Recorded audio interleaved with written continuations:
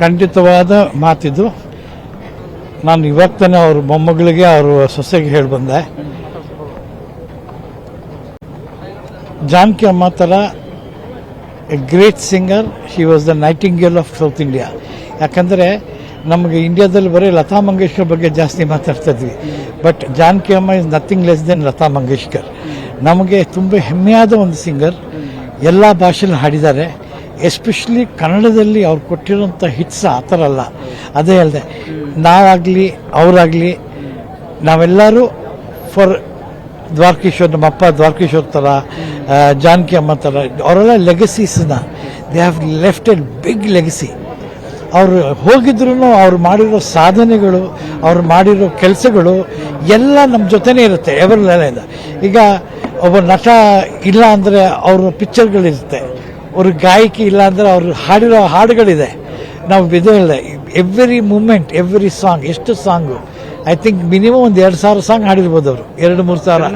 ಕನ್ನಡದಲ್ಲಿ 10,000ಕ್ಕೂ ಹೆಚ್ಚು, over all ಆಗಿ 48,000ಕ್ಕೂ ಹೆಚ್ಚು ಹಾಡು. 48,000 ಅಂದರೆ ಎಷ್ಟು ನಿಮಿಷ ಸಾಂಗ್ ಆಯ್ತು? 48 ಇಂಟು ಅಟ್ಲೀಸ್ಟ್ 3-4 ನಿಮಿಷ ಅಂದ್ರೂ she is with us all the time. So very great lady, it's A great class. ಮತ್ತು ಈ ಥರ ಒಂದು ಗಾಯಕಿ ನಮಗೆ ಸಿಗ್ತಾರೆ ಅನ್ನೋದು ಒಂದು ಡೌಟ್ ಇದೆ. ಯಾಕಂದರೆ she was such A great achiever, great singer and A very fantastic human being. ನಮ್ಮ ಜೊತೆ ನಮ್ಮ family she was very close. ನಮ್ಮ ಎಷ್ಟು ಯಾವಾಗ ನಾವು ಸಾಂಗ್ ನನಗೆ ಜ್ಞಾಪಕ ಇರೋಂಗೆ, ನಮಗೆಲ್ಲ ಚಿಕ್ಕ ವಯಸ್ಸು, ನಾನು ಹೋದಾಗೆಲ್ಲ ನಮ್ಗೆ ಕೂತ್ಕೊಂಡು ತೊಡೆ ಮೇಲೆ ಕೂಡಿಸ್ಕೊಂಡು ಹಿಂಗೆ ನಿಮ್ಮ ಅಪ್ಪ ಹಿಂಗೆ ಕಾಣೋ ಹಂಗೆ ಅಂತ ಹೇಳೋರು. ಸೊ ಇವರು SPB ಅಂಕಲ್ ಎಲ್ಲ ನಮಗೆ we are losing everybody one by one. So it's now the time for losing everybody, but they are all with us, their blessings are with us.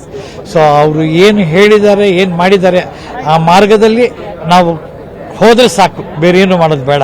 So it's A great class, but she is with us, she is always alive. Sir, ನೀವು ಹೇಳಿದ ನಿಜ. ಯಾಕಂದ್ರೆ ಎಲ್ಲರೂ ಹೇಳೋ ಪ್ರಕಾರ ಸಾಕಷ್ಟು ಸರಳತೆ ವ್ಯಕ್ತಿ. ಒಂದು ಚಿಕ್ಕ ಹುಡುಗಿ ಹಾಡು ಹೇಳಿದ್ರು ಕೂಡ ಅದನ್ನ ವ್ಯವಧಾನವಾಗಿ ಕೇಳಿ ಅದನ್ನ ಆಲಿಸಿ ಅದಕ್ಕೆ ಅಪ್ರಿಷಿಯೇಷನ್ ಮಾಡೋದು, ಅದನ್ನ ತಿದ್ದೋದು, ಅಷ್ಟು ವ್ಯವಧಾನ ಹೇಗೆ ಇದೆ ಅಂತ ನೀವು ನೋಡಿದ್ರೆ. ಯಾಕಂದರೆ ಅದು ಆ ಜನ್ರೇಷನ್ ಆ ಥರ. ಸಿ ದಟ್ ಜನ್ರೇಷನ್ ಹ್ಯಾಡ್, ಅವ್ರಿಗೆ ಸರಸ್ವತಿ ಮಕ್ಕಳು, ಅವರ ಸರಸ್ವತಿ ಪುತ್ರರು ಅಂತ ನಾನು, ದೇ ಆರ್ ಬ್ಲೆಸ್ಡ್. ಸೊ ಅವ್ರಿಗೆ ಗೊತ್ತಿತ್ತು ನಮಗೆ ದೇವರು ಬ್ಲೆಸ್ ಮಾಡಿದ್ದಾರೆ, ಇದನ್ನ ನಾವು ನೆಕ್ಸ್ಟ್ ಜನ್ರೇಷನ್ಗೆ ಕೊಡಬೇಕು. ಅವ್ರು ಯಾರು ಸ್ವಾರ್ಥಿಗಳಲ್ಲ. They wanted to spread the knowledge. ಅದಕ್ಕೆ we call them the gurus. ಅವರೆಲ್ಲ ಗುರುಗಳು. ಇವತ್ತು ಗುರುಗಳು ಅನ್ನೋದು ಕಮ್ಮಿ ಆಗ್ಬಿಟ್ಟಿದೆ. ಇವತ್ತು ಎಲ್ಲರೂ ಸ್ವಾರ್ಥಿಗಳಾಗಿದ್ದಾರೆ, ಅಷ್ಟೇ, ಇನ್ನೇನಿಲ್ಲ. ಸರ್, ಈಗ ಕೊನೆ ದಿನಗಳನ್ನ ನಾವು ಮೈಸೂರಲ್ಲೇ ಕಳೆಯಬೇಕು, ನನ್ನ ದೇಹ ಇಲ್ಲೇ ಅಂತ್ಯ ಆಗಬೇಕು ಅನ್ನೋದು ಕೂಡ ಅವರ ಆಸೆ ಆಗಿತ್ತು, ಅವ್ರ ಕನಸಾಗಿತ್ತು. ಕೇಳ್ಪಟ್ಟೆ ಇರ್ಬೋದು. ಯಾಕಂದ್ರೆ ಮೈಸೂರು, ಕರ್ನಾಟಕ ತುಂಬ ಸಂಸ್ಕೃತಿ, ಕಲ್ಚರ್ ಎಲ್ಲ ಜಾಸ್ತಿ ಇಲ್ಲಿ. ಆಮೇಲೆ ಎಲ್ಲೋ ಒಂದು ಕಡೆ ಅವ್ರಿಗೆ ಮೈಸೂರು ಮೇಲೆ ಒಂದು ಆಸೆ ಜಾಸ್ತಿ ಆಗಿರ್ಬೋದು. ಯಾಕಂದ್ರೆ ನನಗೆ ಗೊತ್ತಿರೋಂಗೆ ಅಪ್ಪಂಗೂ ಮೈಸೂರು ಇಷ್ಟ, ವಿಷ್ಣುವರ್ಧನ್ ಅಂಕಲ್ಗೂ ಮೈಸೂರು ತುಂಬ ಇಷ್ಟ ಇತ್ತು. ಸೊ ಮೈಸೂರು ಅನ್ನೋ ಜಾಗನೇ ಆ ಥರದ್ದು. Cultural capital of Karnataka.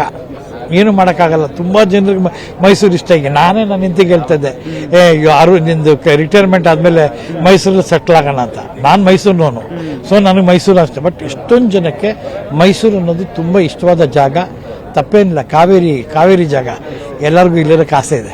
ಕೊನೆಯದಾಗಿ ಜಾನಕಿ ಅಮ್ಮ ಅವ್ರ ಬಗ್ಗೆ ಹೇಳೋದ ಒಂದು ಮಾತು ಒಂದು ಮಾತು ಹೇಳೋಕ್ಕಾಗಲ್ಲ, ಬಟ್ ಒಂದು ಹೇಳ್ತೀನಿ, a very great singer, very great lady, a big loss, very very big loss. ನಾವು ತುಂಬ ಕಷ್ಟವಾದ ಇದು ಗೊತ್ತು, ಎಲ್ಲರೂ ವಯಸ್ಸಾದ್ಮೇಲೆ they have to go. But ಅದು ಆ ಸತ್ಯಾಂಶ ಗೊತ್ತಿದ್ರೂ ಅದೊಂದು ಮನಸ್ಸಿಗೆ ಒಂದು ನೋವಾಗತ್ತೆ, ಅಯ್ಯೋ ಹೊಟ್ಟೋದ್ರಲ್ಲ ಅಂತ.